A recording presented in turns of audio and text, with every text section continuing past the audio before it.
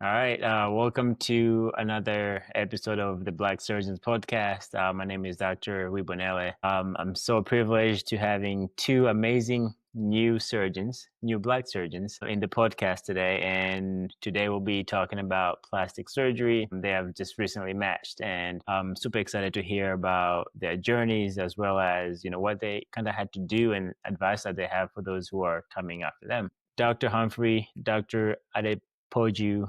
Sorry if I didn't butcher your name. I think I got it right. Thank you so much for being here. Just to get started, why don't you guys introduce yourself a little bit and tell us, where you're from, what medical school, and where you matched. We'll start with Dr. Humphrey. Awesome. Thank you so much, Ben, for having us. My name is JaNeil Humphrey. I'm originally from Teaneck, New Jersey. I won't say that I'm from the New York area because New Yorkers get mad when I say that.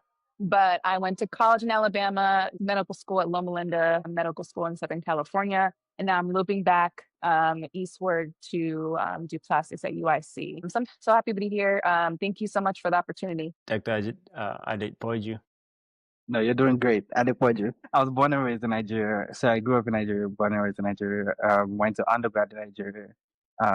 Moved to the US in 2016. Worked in Detroit for a little bit. Went to post-bac in Detroit at Wayne State before moving to medical school in 2020 in Chicago. I graduated from Rush Medical College and I matched at Rush University as well for plastic surgery. Very excited. And thank you for having us on this podcast. Nice, nice. So just to get started, tell me a little bit about how you kind of found yourself a path to plastic surgery. We can start with Dr. Adep.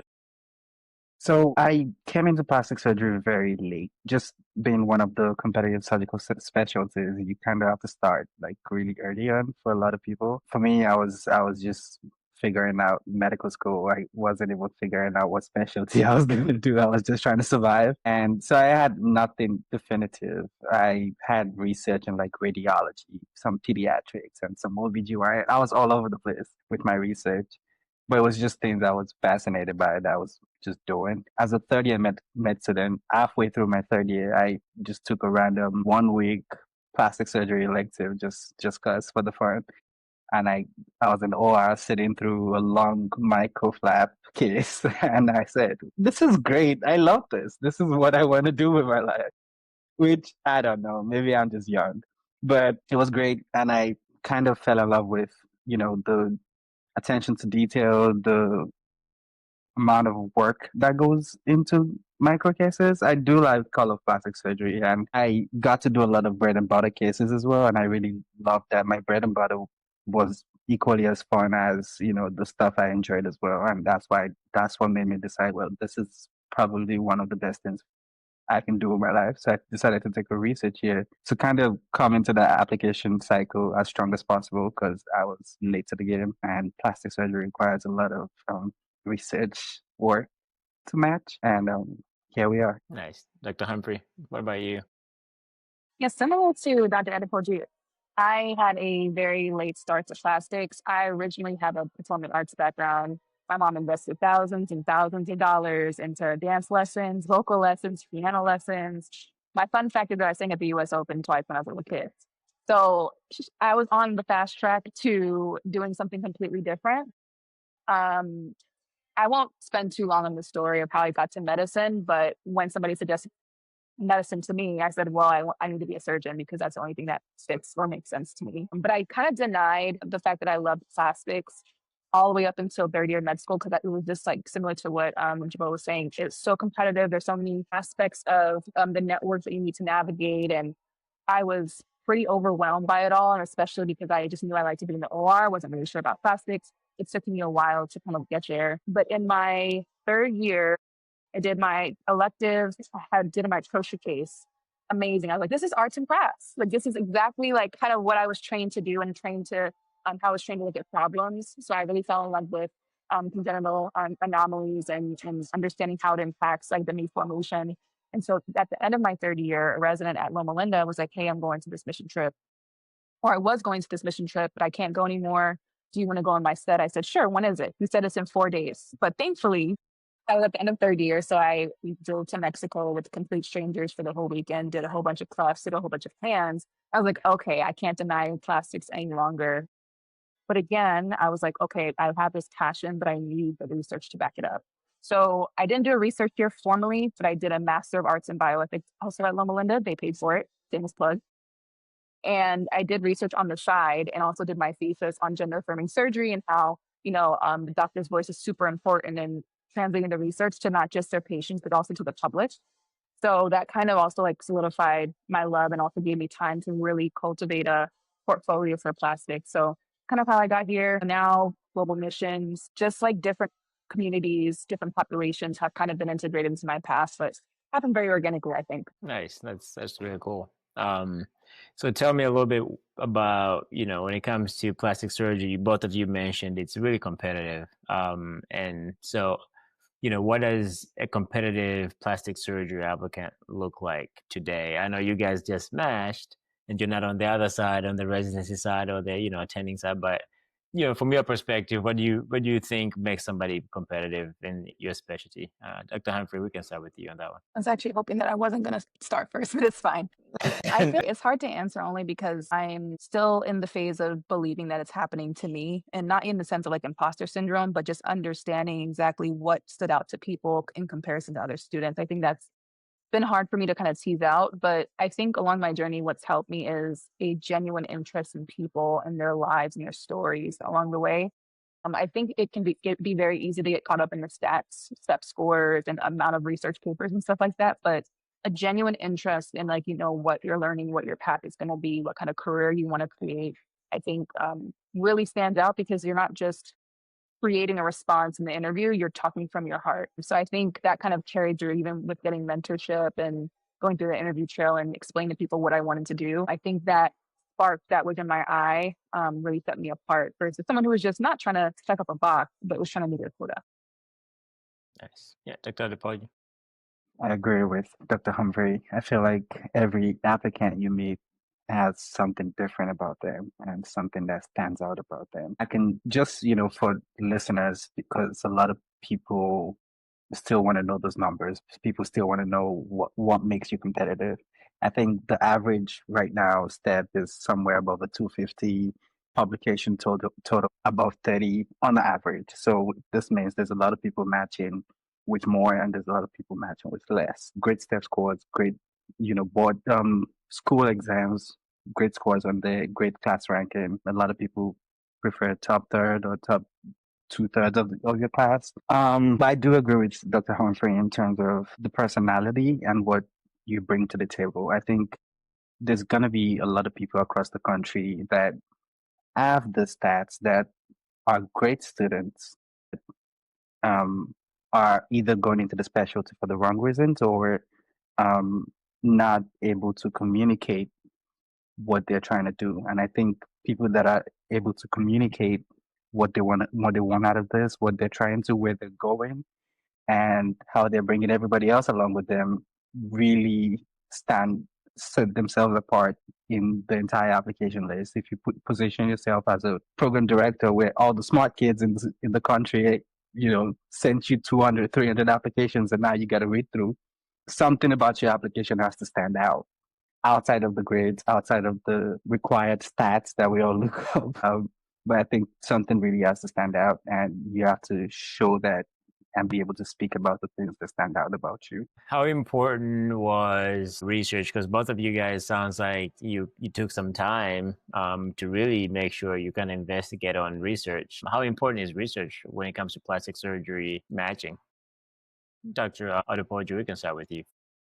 I think research has now become something that has become a numbers game, and people might not be open to speaking about that properly. But like I mentioned earlier, a lot of people have great stats, and on the program side of things, they, seeing the more numbers you have in publications, the better. But I think traditionally, and this is me, and I'm not even an intern yet, but saying traditionally, I think research, plastic surgery is one of those fields where it's just innovation every day, every day. there's areas of plastic surgery a lot of people have never heard about, a lot of people don't talk about, and it's just, technological innovations every day, surgical innovations every day. So a lot of people that go into plastic surgery end up being highly innovative people working in biotech, working, developing different programs across the country. And I think a lot of programs look for people that are innovative, people trying to start new things, people trying to advance the field of plastic surgery. And I think a lot of times people mistake that for volume over just making good research. So yes, it's a very research heavy specialty, but it's not just a numbers game that a lot of people want to play.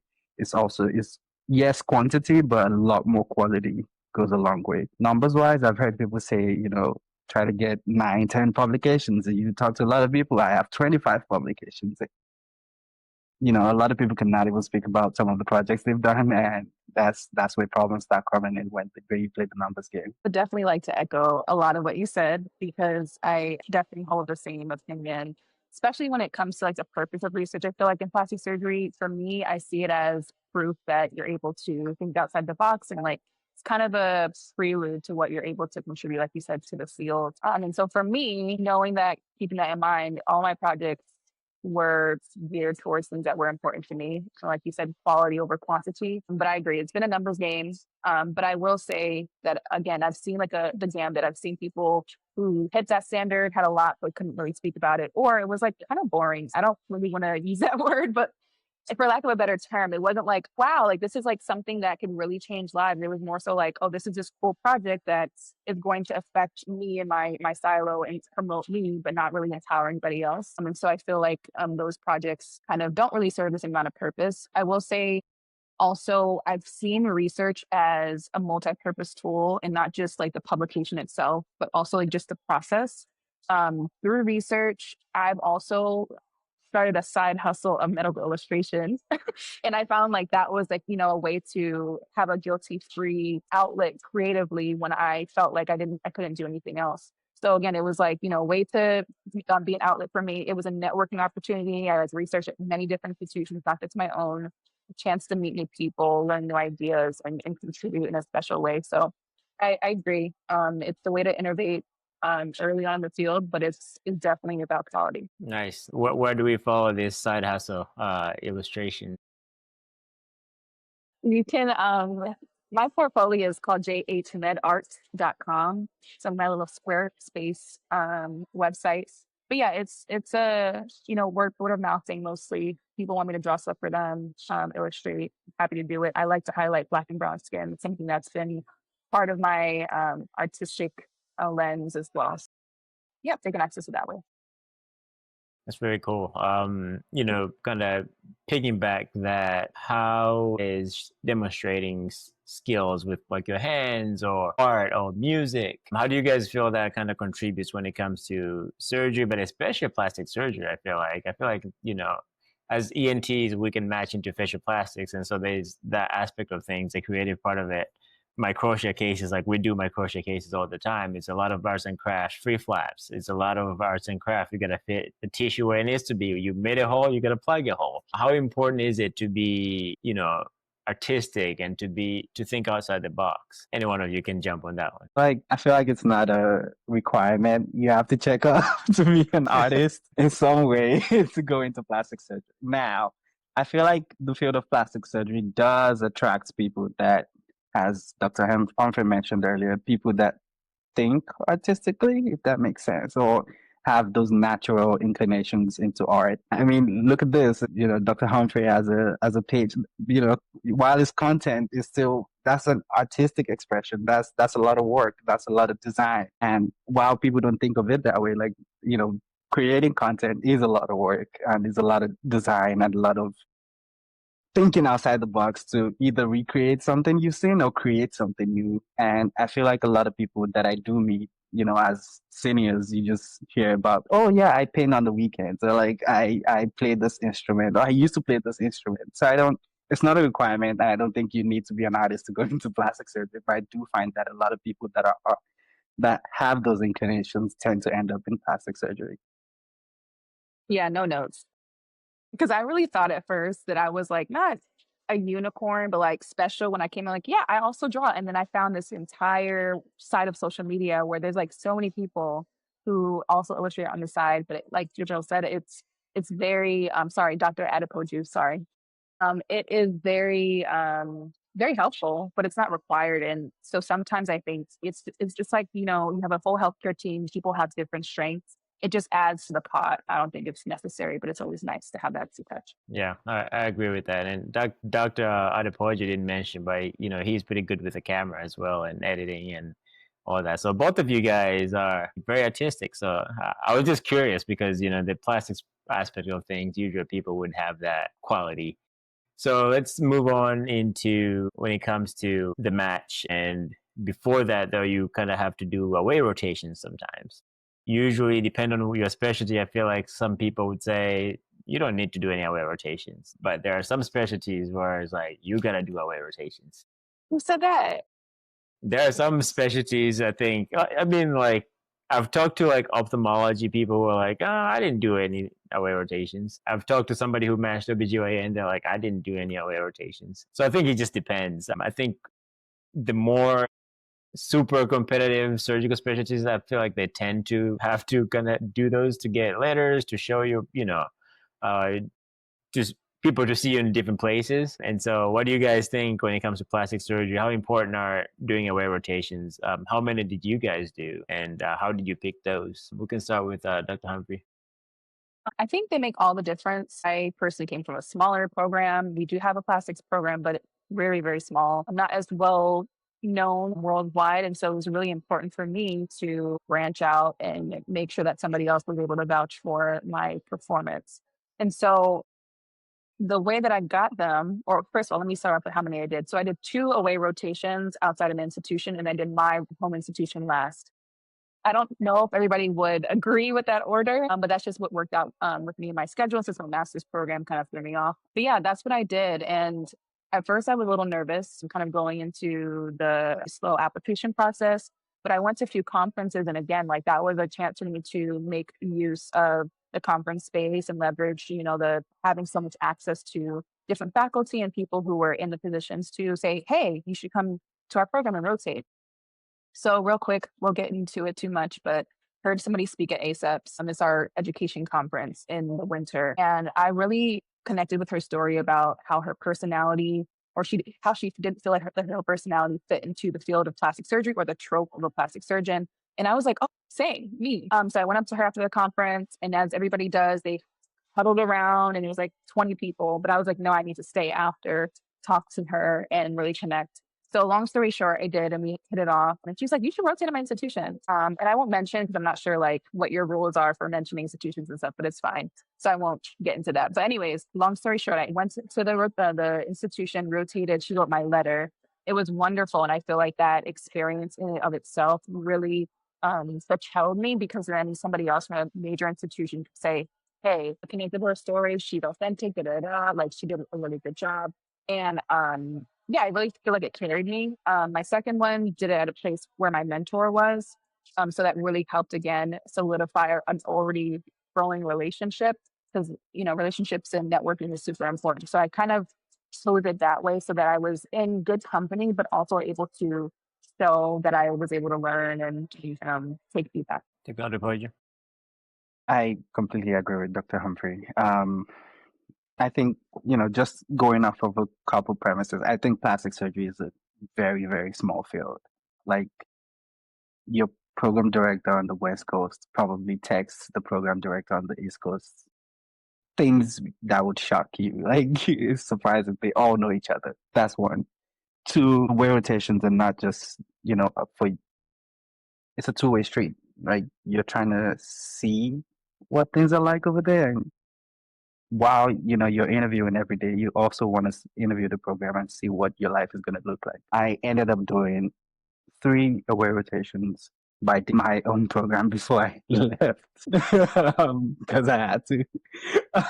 And I really enjoyed my away rotations. I did them across the country. And it was a great time to learn more about plastic surgery. You get to see a lot of things that are done differently from your home program. I've really found that even if you have a home program, they still want to see what your performance was like from your away rotations. So it's a great way to get those letters of recommendation. It's a great way to show up as a student and like show that you can perform. But also for you, it's a great way for you to know truly. I feel like it's the last bus stop before you go into applications. It's like you go from this hospital to that hospital to that hospital over 3 months back to back, and you're like, do I still want to do this? Like you really question yourself. And if the answer is yes, then I think is a good way to proceed. And I think a lot of programs know how difficult the way rotations are. And I think I cannot speak for a program director, but I think it's a way for them to evaluate, a lot of principles that you cannot show on paper. And I think that's why the way rotations are very important in surgical subspecialties. You want to know how someone that's going to be next to you at 2 a.m. replanting a finger is going to act at 2 a.m. while doing that. And I think it's a good way for people to show that they know what it takes to go into a field like that for 6 years. Do you guys Quickly have add any? to, I'm so sorry. No, I you're wanted good. to add Yeah, go too, ahead. because I wanted to make a point and say that kind of like, again, just reinforcing that point. I did not do an away rotation at UIC. So my program director trusted what people said about me in order to rank me where they ranked me, in order to match me. So I just wanted to make that, point even clearer, that it's super, super important to really do them so that other people can, again, highlight the things that cannot be said on paper and start to that. That's a good point. Yeah. Do you guys have any advice for people who are going to do away rotations? Maybe the do's and don'ts, and how can somebody shine? And how can somebody get through it without burning out? Probably Because don't do, yeah. that I was gonna say, happens. yes, it does. Probably don't do your home rotation last. I will say that. I mean, the thing is, for me, again, I should probably preface that I got a scholarship from one of the first rotation I did, and part of that scholarship is you get a mentor, and they kind of treat you like their home student. So I wasn't like completely thrown into deep waters. Again, I was in good companies, and they cultivated some things in me, and like took some extra time to do some things up before I went away. So yeah, I will say that, but just having situational awareness is like the number one thing I would say for people to have. And I hated when I would hear that all the time, but it's so true, just to be able to read the room and to understand different people's temperaments down to the janitor and the nursing staff and the surgical techs, just understanding how everyone fits as a piece of the puzzle, and then being able to maneuver in a way that's not disruptive, but also helpful. And I think that's extremely, extremely important. Having a list, well, I mean, I'm a list person, so I'm biased, but having a list of things that you need for each away rotation was super helpful for me. So I didn't have to recreate. I think sometimes I had a back to back, or I think one time I had a back to back. So I literally cleaned up my suitcase, cleaned everything, and was able to have a checklist, all the things that worked or what I needed, including like random things like towels. I stayed at a place that didn't have towels and toilet paper. So it's just like little small things that you need to live are really helpful, because now I can move anywhere for 1 month and be okay. So I think this, being prepared, having all the things that you need to be comfortable, having situational awareness. And I think also one thing that helped, I had mentioned this to somebody just a couple of days ago, ask for your letters of rec early. It's really scary to do, but again, it's just like it kind of puts the program on alert. Like, this person is wanting to do well. They're open to feedback. They're open to improving. And it kind of just makes them a little bit more attuned to your specific performance so that they can have something specific to write in your letter. Yeah, I agree with good. Dr. Humphrey's do's. I guess I can talk about the don'ts. I think just meeting a lot of medical students over that time frame, I think a lot of people or act in some way just so they can stand out to be the best medical student. But in the spirit of this is a two-way interview, you also want to be yourself to know if you're a good fit for that program. I think 6 or 7 years is a really, really long time to show up and act every day. And I think a lot of people forget that because they just want to, they just want to shine every single day. And I think it's okay to be yourself. So don't act and don't pretend to be someone you're not. I think there's always room for improvement. There's always room for taking feedback and improving in those ways. direct feedback, great. But like, you don't have to change your personality to just be a good fit for the program. If you're not a fit, you're not a fit. And that's okay. I think just, following the rules, clarifying questions, really great because setting expectations goes a long way. As long as you know what they expect from you from day one and you know, you can execute and just be fine. But I think a lot of people get terrified to like ask those questions earlier and figure out what's going on. But I really, really found that just asking questions at the right time goes a long way. Nice. That's a pretty good advice as far as like learning the material, because plastic surgeries, especially that, you don't really learn much in medical school at the same time. You don't learn about flaps, right? So what kind of resources did you guys use to prep for cases and, the anatomy, and so that you can actually potentially shine in the OR? We have a very popular medicine book called The Essential Handbook.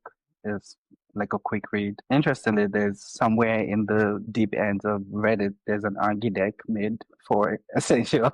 And that was really great because it saved me a lot of time from having to just read passively and try rereading again. That was great. I found watching YouTube videos before cases very helpful.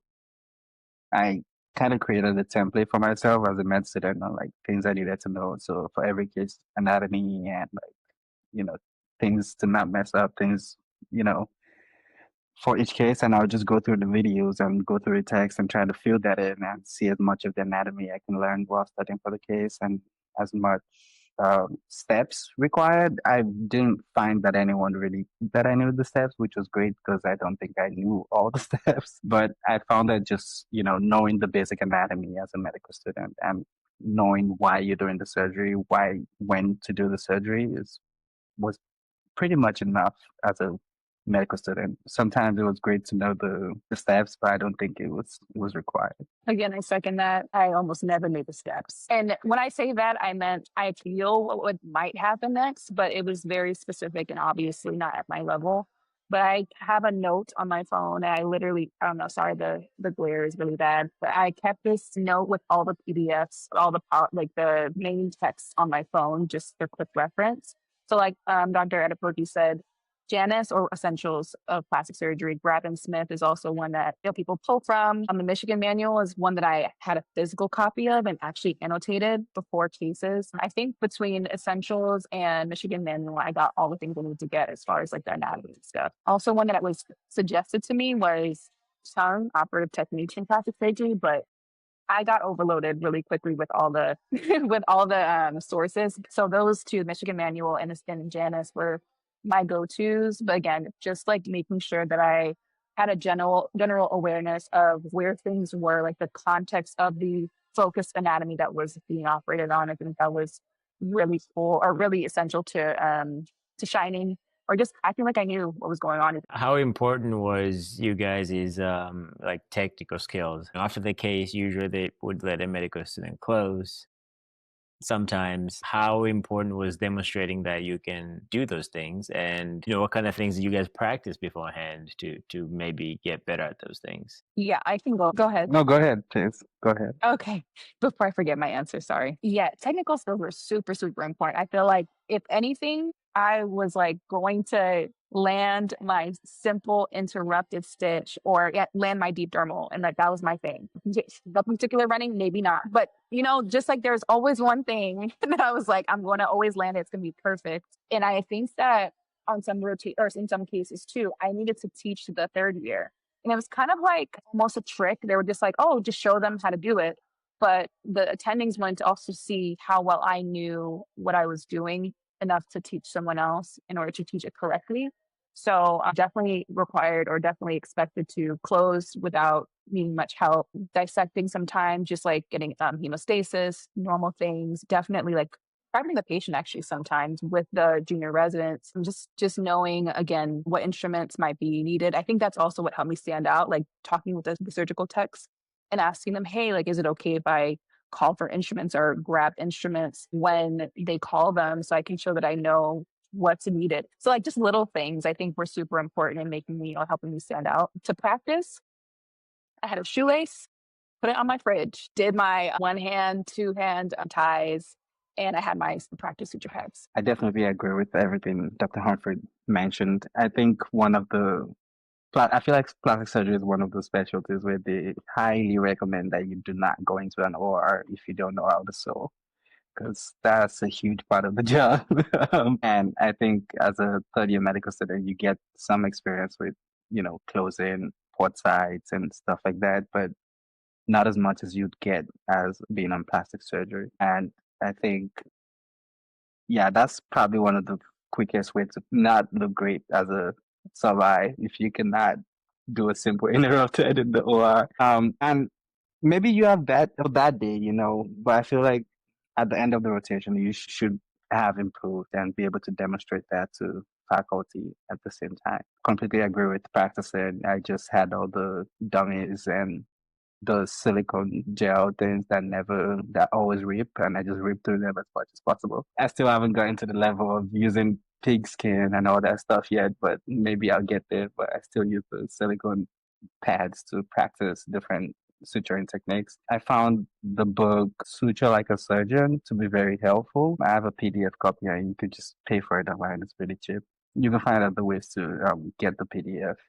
But I found that to really be helpful because there was a lot of pictures in there. It goes through a lot of the suture material as well. Goes through a lot of basic suture types, and if they're natural, synthetic, if they're why is it fast absorbing and blah blah blah. Like a lot of words that people throw around in the OR where you're like, what does that mean?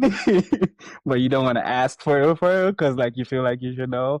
And I feel like a lot that book does a good job at like breaking that stuff down at a fundamental level to just understand why you're using those sutures. Nice. That's a really good advice, actually. I don't think I've ever heard of that the book, so I might check it out myself. So speaking about I think earlier, Dr. Humphrey, you talked about mentorships and letters. I wanted to jump into that next level. How did you guys find mentors in plastic surgery, and what advice would you guys have for the students who don't have a department, for example, to have those mentors? How can they have that access? Dr. Humphrey, if you want to get started with that one. Yeah, it took me a long time to find a mentor, and especially one that looked like me, obviously. So at first, well, another brief background about me. I originally wanted to be a neurosurgeon for like a hot second in med school. So I had my first mentor, she's a pediatric neurosurgeon at Loma Linda. I slowly shifted away from her and wanted to get a mentor that was closer to what I wanted to do. But I ended up having multiple mentors. I cold emailed some people. I also reached out through my Association of Women Surgeons group and kind of asked around to see who was at least in the area on the West Coast who could possibly mentor me. And then at conferences also, I just tried to make sure that I was connecting with people and seeing if we jive first before making the leap to ask them. Super important. But I have many mentors at this point, just different people for different things. Sorry, what was the other part of your question? I think you're muted. Yeah, I think you're muted. Sorry. No, you're good. I was I was saying if somebody doesn't have a plastic surgery department Yes. in their program, or if you have a small Yeah. plastic surgery department, how can you be able to find mentors out there? Yeah. So along those lines, I think it's super important to just cast your net wide, understanding that, especially if you're um a person of color, woman of color, it's gonna be difficult. And you can find mentorship in anything or anyone, whether it's like somebody you follow on social media like Dr. Adepoju, or somebody who is sharing their story openly, or you see at conferences doing a one specific thing that you really admire. I think that is, the most valuable thing instead of having like one mentor for everything, to have multiple smaller mentors and just continue to add to your pot so you have a village at the end of the day. Because again, like the world of plastics is super small.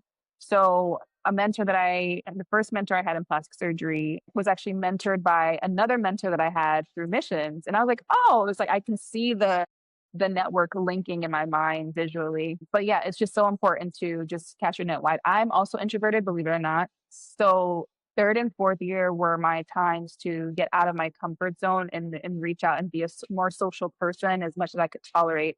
and really get to meet people and see them as people first, and not just wanting something out of the relationship, but also like Dr. Adepoju was saying, to give as well and to just cultivate something that's authentic. Got it, Adepoju. I personally struggle at conferences to build that kind of relationship because at the end of the day, I felt like a lot of residents and attendants were also just having a good time chatting with their friends and didn't want to be annoyed by the little resident saying, "Hey, can you be my mentor?" While I don't think it's a bad thing. I think it's great. I personally had more success showing up in my school's department, which is a privilege I have because we had a plastic surgery department. But if you do have that as a medical student, make sure to show up to the research conferences and show up to the meetings and, take up research. Research is not just, for me, I found my research here to not just be just about doing research. It was a great time to get one-on-ones with the attendants and get their thoughts on things and chat and talk about things outside of research actually. And that's a great way to cultivate who ends up being a mentor for you. One. Two, I I try to remind people that your mentors don't have to always look like you or sound like you. And I really believe in that because a lot of times you just want that person that's gonna speak up for you, and you want that person that's gonna that wants your best interest at heart. Sometimes they don't look like you, sound like you, dress like you, or think like you. Maybe they think like you, but I finding that person truly is what matters a lot because at the end of the day, like we've spoken about this whole time, the field is really small and people talk, and you want people that can talk well about you when you're not in the room and when you're not on those Zoom calls that they have. And I think accepting that your mentor might not necessarily look like you or sound like you goes a long way. Yeah. You're bringing up a really good point.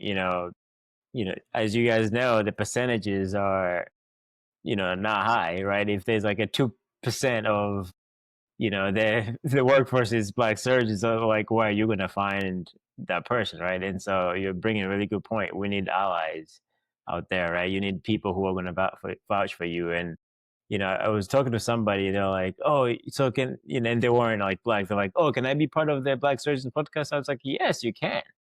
You know why? It's because if you're an advocate, if you're the problem, you're trying to solve the same problem, we're in the same team. Like, this is Yeah, just a name, but you can contribute to this. I don't want people to lose that, like, oh, like this is just for black people. No, this is for everybody. This is an open resource. Who's not black, I'm going to post it out there. They're going to learn from this. So it's not just about, this is a name to just display there's a problem here that we're trying to solve, but this is a resource for everybody who can use absolutely. it. So I think that's really powerful that you're saying. There's so many steps that I had to go through where I didn't have a person who looked like me to give me advice, but there were people who looked very different, but they cared about me, and they were like, we want him to succeed and we'll vouch for them. So Yeah. Yeah. don't yeah, go ahead, Dr. Humphrey. No, just I disagree. Yeah, yeah, so don't hold back just because again, there's not many people who look like you in these fields already. And so whoever you're gonna find who will be willing to care for you and vouch for you, I think that's super, super important. So I'm glad you brought that up, Dr. Adepoju. And so when it comes to finding letters, how should one do that? And what kind of letters do you need for plastic surgery? Can you get one from your just surgery department? Can you get one if you did really well in pediatrics? Can you get one in pediatrics? Or what was you guys' game plan for that? You want me to go first? I feel like Yes, you want me to please. go first. Yeah, yeah. Because again, it's one of those things. I set out to have all plastic surgery letters and wanted to be that person like, I have 5 options and I'm just gonna pick and choose. However, it got down to me aiming to at least get one from every sub-I that I did. Thankfully, I did.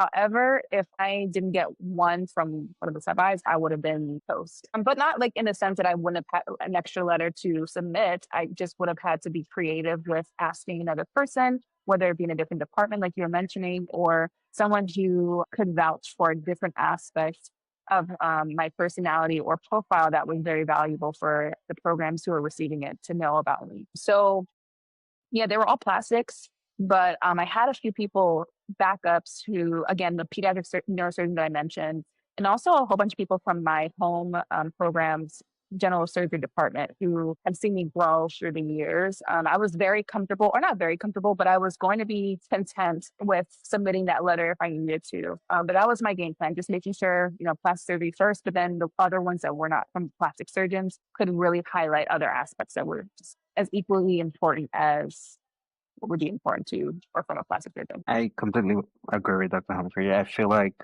I'm just going to say, there's a lot of ego in plastic surgery, and plastic surgeons trust plastic surgeons. They trust the opinions of other plastic surgeons.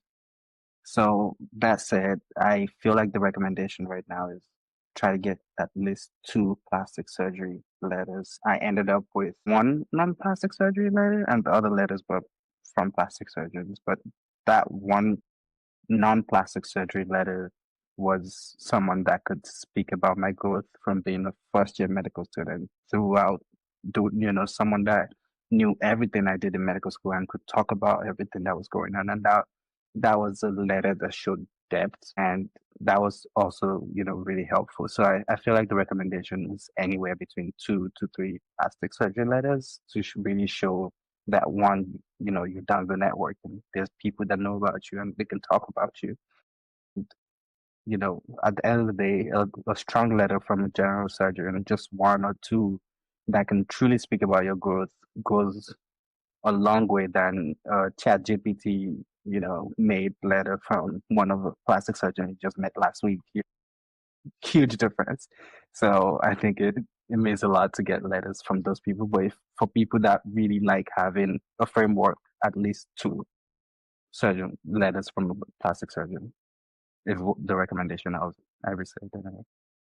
Nice. So, bro, just to kind of like circle back, because I know that ERIS is now the primary way for applicants to apply. I can't even recall. I kind of blocked application season from my mind, but I just thought it would be important maybe just to note like the difference. Because for PCSA, we only need 3, the common application that we applied with. I think with ERIS, I'm not sure if that has changed. I don't know if you can speak to that, but I just wanted to make that a point because I know it's different this year. Yeah, I'm not sure how many was required on ERS actually. So for anyone who's listening, just look it up, please, Look it before up. you listen to us fully. I have no clue because it's been like 5 years ago since I did ERS. There's Signal now. There's all these other things. I'm like, what is that? So when it comes to the next subject, which is personal statements, how did you guys approach that, and what should the personal statement really display as a plastic surgery candidate? Dr. Adepoju, we can start with you. I have a lot of opinions about personal statements, but I feel like a personal statement should be able to summarize who you are as a person, who you were, who you are now, and who you plan to be. That's my favorite framework for personal statements.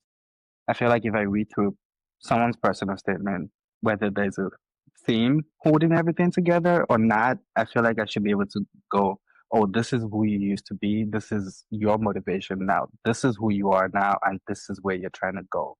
And I feel like if a lot of people cannot convey that through a personal statement, it doesn't do a good job at highlighting or standing out in a pool of hundreds of personal statements. So knowing that, I started working on my personal statement during my research year. As soon as I started my research year, I had iterations of it.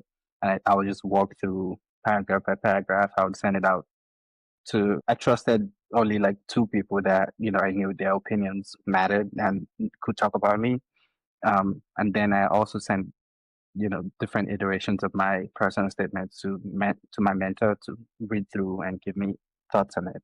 But I did the groundwork of building that framework and doing, a surgeon's not a writer per se. They can read and give you feedback, but doesn't mean they're going to construct the paragraph for you.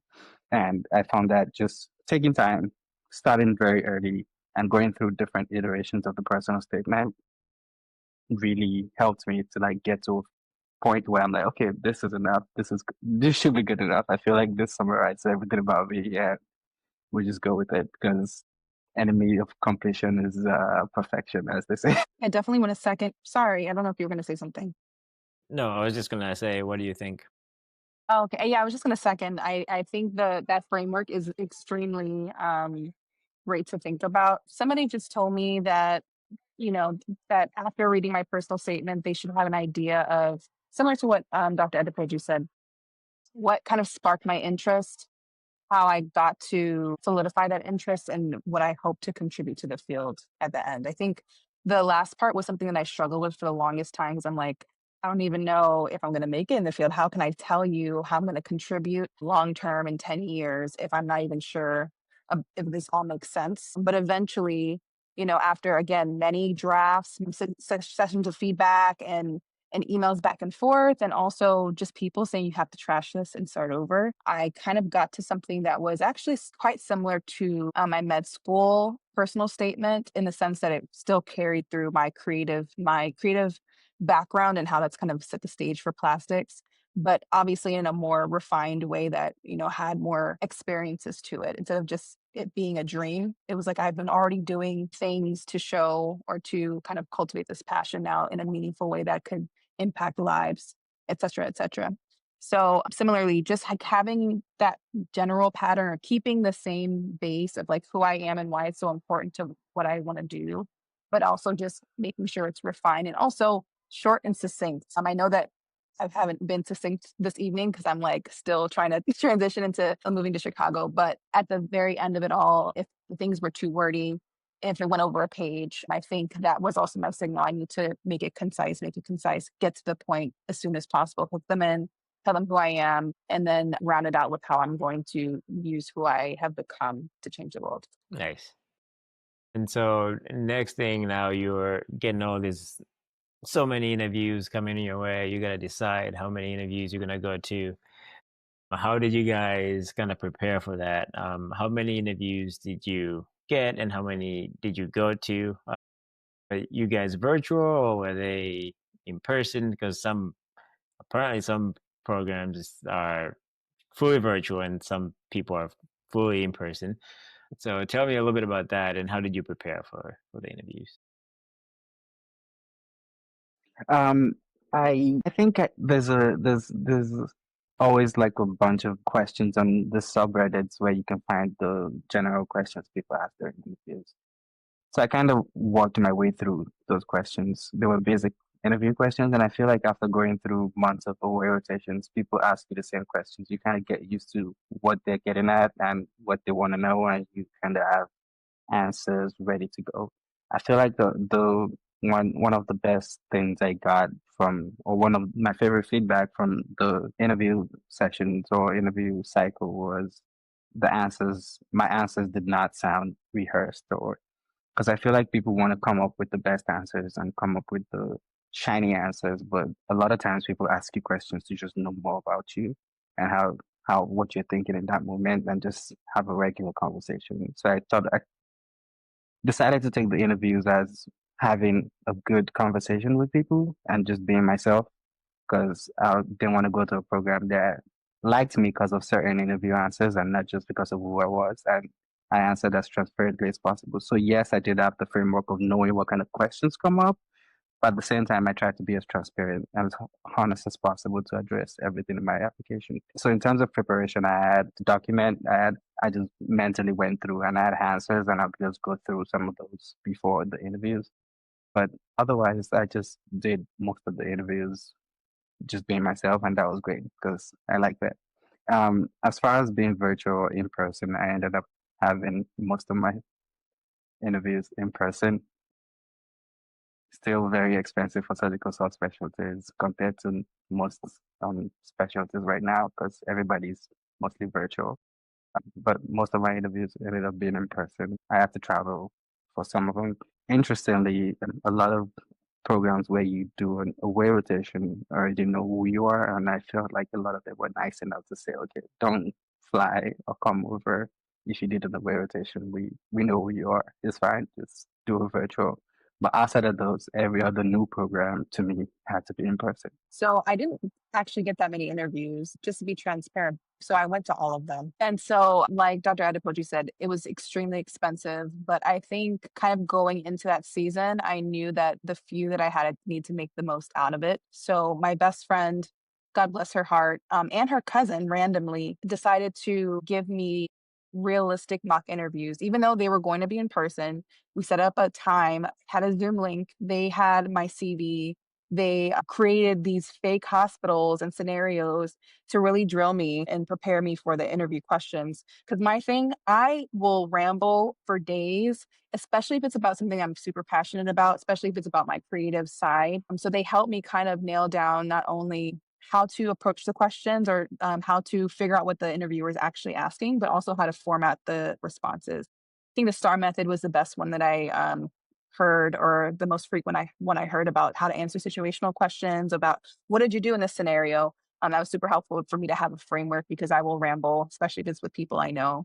So that was helpful. Also, I got some help from different residents from all over the country who were just gracious enough, again, to kind of sit in with me, hear my responses, and give their feedback, especially from people I didn't know was super helpful because they weren't as biased and they could really hone in on things that stuck out to them, even if they didn't know the story. Sorry. Okay, great.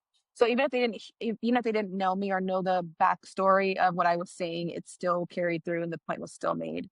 I always heard a show more than you tell. It was an important thing for me to use to prepare. And so in doing so, I similarly had a spreadsheet and I kind of stole the format from one of the residents who helped me, just like kind of having a general list of common questions, a short answer, and a long answer for all of those things, especially the tell me about yourself, because sometimes there would be multiple interviewers in the room and they were like, well, we don't have that much time. So you need to kind of pick up the speed. And I could kind of feel that energy from some people. They have the ability to similar to just have bullet points and not like actual responses because then it was more natural and it flowed. So yeah, that was my experience with interviews. Very, very chill. And again, they just wanted to get to know who I was. They were just like, wait, how did you go from dancing to surgery? Like, I want to hear about that. And so because it was my life, it was easy to talk about and it didn't come across as me being someone I wasn't, because not many people have that story and it's literally my life. Was is there a number of interviews that usually people would say like, oh, you should have this many interviews to match, or what's you guys' take on that? I feel like for our year, it was a bit different. I feel like statistically in plastic surgery, people would historically say, oh, you know what, anything above 9 to 10 interview invite was fine and you were going to match. But we generally had a lower year invites for interviews across the board. Believe people ended up taking the averages, and the averages ended up being like 3 interviews for each applicant. So the great, really good, strong applicants that all the crazy numbers were getting somewhere around 6, 7. There's always, the 99 percentile that still gets like over 10 interviews, but most people ended up average with 3 invites. So this year was a bit of a different year. I'm very curious to see what happens in the next cycle to see, if people are going back to the ERAS, see if those numbers go up. But I felt like with the on PSC narrowing a lot of things down, the application software we use narrowed things down and you had to get very specific. A lot of programs also got very specific with who they were interviewing. A lot of programs just wanted to interview mostly people that did away rotations with that. So it just became a very, very small interview invites for this year. But historically, people would say, anything above 8, 9 interview invites, you should be fine, which I don't think is always true. At the end of the day, you just need one. You need one that vibes with you and one you vibe with, and that's all that matters. And a lot of people match very well with just 2, 3 interviews, and it was great. So I felt like we had a different year, but statistically, it's always been 9, 10. I completely agree. I heard the same 10 over 10 or about 10. I did not get that many, just again to be transparent. Another thing I heard kind of along the lines of what you just said was that any interviews you did get, it was like the playing field was leveled at that point. Hi. Good, thank you. Yeah, so as soon as you got the interview, you were basically on the same level as everyone else. You could go in confidently knowing that this program was interested in you. They selected you because, like you had said, also, ASAP's got really strict. Can only have a certain amount of interviews per spot or for each spot. So knowing that kind of helped me kind of get over, oh, shoot, I didn't get the number that I heard people saying, because at that point, I know they selected me out of other applicants. And at that point, I still had a shot at the spot. And the cool thing is, most times people don't know how many interviews you got. They do It doesn't not, matter, because they're not supposed to either. It's like one of the rules, so that they can't know where you're right? interviewing at or how many interviews you have. So I think for applicants that maybe didn't get the number of interviews they wanted, just remember that most people interviewing you don't know if you got two invites or if you got 10. So you show up for every interview as strong as possible, be as confident as possible, talk about your experiences very well, and they're never gonna know unless you tell them. You just need one, right? You just need one. So, you interviewed, you went there, you did your rotations, now you vibe with all these programs. Now it comes to the time to rank them. What was you guys' strategy for your rank list? Was it location? Was it, man, I just love those residents? Was it, their work-life balance was amazing? Was it their call schedule? What was the thing for you guys? I think people rank different things very differently. The things that the things that matter to me might be different from what matters to you. I've seen that. I've seen a lot of people come up with really good strategies, like objective strategies as doctors, of course. They would have a comprehensive spreadsheet of this is what matters to me, location, this city, parking, and call shift and call schedule. Do they have a night flow? Do they not have a night flow? Did what rotations do they get? Oh, I want to do craniofacial. Do they have a strong craniofacial program? And then they would go ahead, make a spreadsheet with all that, rank in terms of yes, no, or 1 to 5, and then come up with like a final number for each program. I did not do all of that because that's too much work. Two, I don't think a lot of things did not matter to me as much as the people I was going to work with.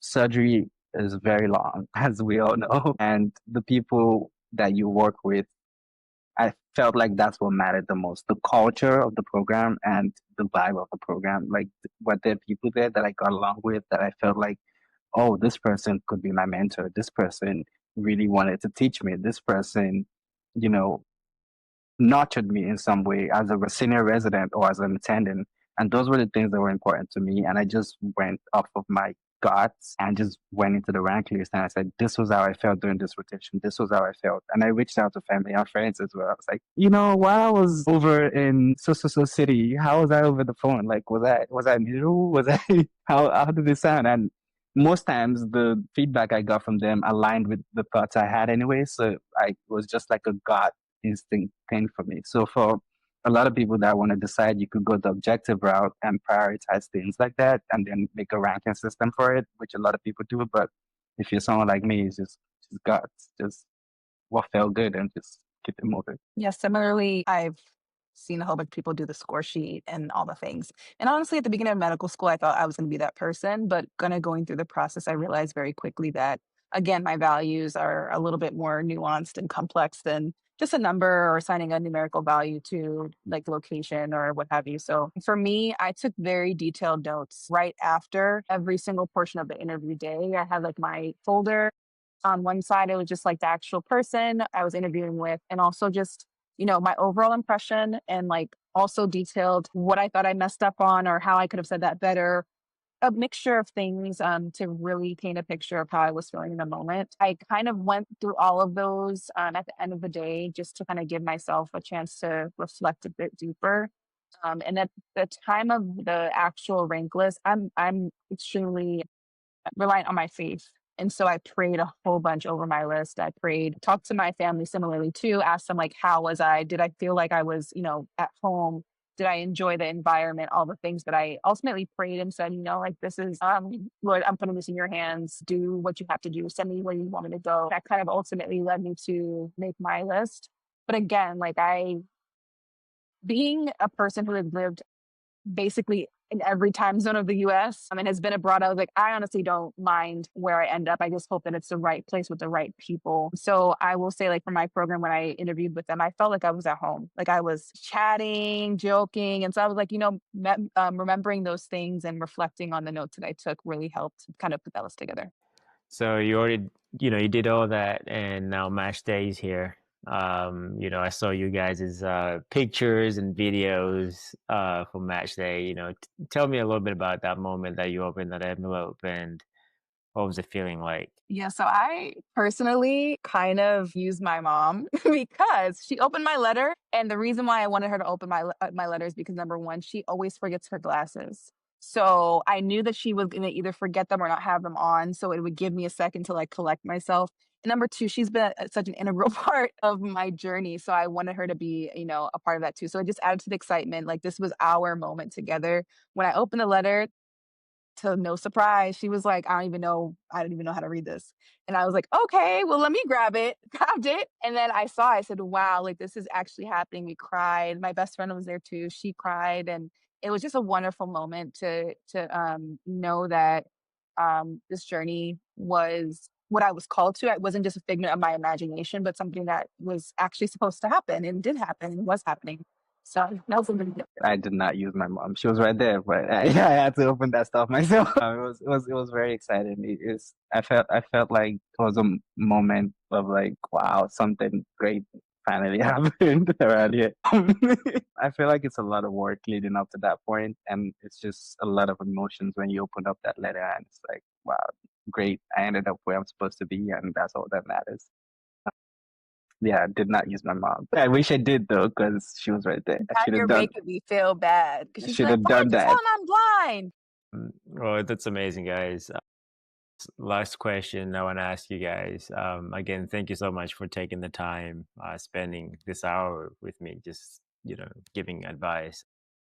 If you guys could go back and give yourself one piece of advice during this whole process, from maybe even pre-med to medical school, and now matching, now you're ready to take that next step, what would that advice be? And any one of you wants to go first. What's coming to me is to do it scared. I think that I not wasted, but kind of delayed the time that I could have been, networking and also just pouring into my love for plastic surgery because I was so doubtful and so afraid that I wouldn't be the right fit for it. So if I could go back and tell myself, even as a pre-med, just to go for it and just to walk, even if, people aren't, completely sure about where you're going, as long as like you know where you're going and what you are passionate about and in love with, let that lead you, and that's enough. Do It Scared is really good. I completely agree with that one. I feel like if I had to talk to 2016 me, just moving to the US and starting all of this from scratch, I would say trust your gut. If that's your calling and that's what you're supposed to do, that means you already got it. You just need to work and do the work to get there. And it oftentimes, on most days, you don't feel that way. You don't feel like it's what you're gonna get that. You don't feel like you're doing the right thing. You have no idea what you're doing. You're just going through the process. But if you really truly rely on your gut and whatever you believe in, you already got it. You just gotta keep doing the work and showing up, and it's gonna be yours at some point. Nice. Both of those are amazing advice. As brand new interns, I would like to leave with this with you guys. It's gonna be a grind. It's gonna be a process. You're gonna have some really rough days. You're probably gonna cry one of the days, maybe multiple times. You will question a lot of why you even thought you wanted to do this at some point. You will fail. You will cause a complication one day, and it's gonna suck, and it's gonna feel really bad. But it's all part of learning, as you guys mentioned it. Be in the moment, trust the process, and sometimes we love to have the destination moments, right? We love to have the match day, or we love to have the graduation day, but more than anything, those days, it's that one day, and then you're always asking yourself, now what, right? Then what's next, right? So as human beings, it's never enough. But I think if you are going to really love residency, and the hard part of residency if you cherish every day. So whatever it is that you're gonna go through that day, try to sink that in, right? If you're gonna go that morning to get breakfast, greet that lunch lady or breakfast, person who's cooking with, just see the moment, see that next patient, and treat that moment as you are there, be present, and really embrace that. Embrace your core residents. That's your family. Whenever you're gonna go to, make sure you find people who are gonna be your sounding board. When you have those rough days, outside your family, somebody who knows what you're actually dealing with, your core resident, you can be like, I can call this person and I can say, hey, this is what I'm going through. You don't want to be in that residency where there's nobody you can really like vent to. You need that venting person. I'm telling you, it's because that's gonna give you that. Like, whew, I can breathe. I just said all that stuff after that long day. So again, it's gonna be hard, but it's gonna be a lot of fun. This is what you're called to do. And you guys are going to be great. So, thank you again for taking the time. I'm so happy for you guys, and I can't wait to see what you're going to do. Thank you guys. Thank you so much, Dr. Thank Wibonele. you for having us. And good Of luck course. with fellowship. Yeah.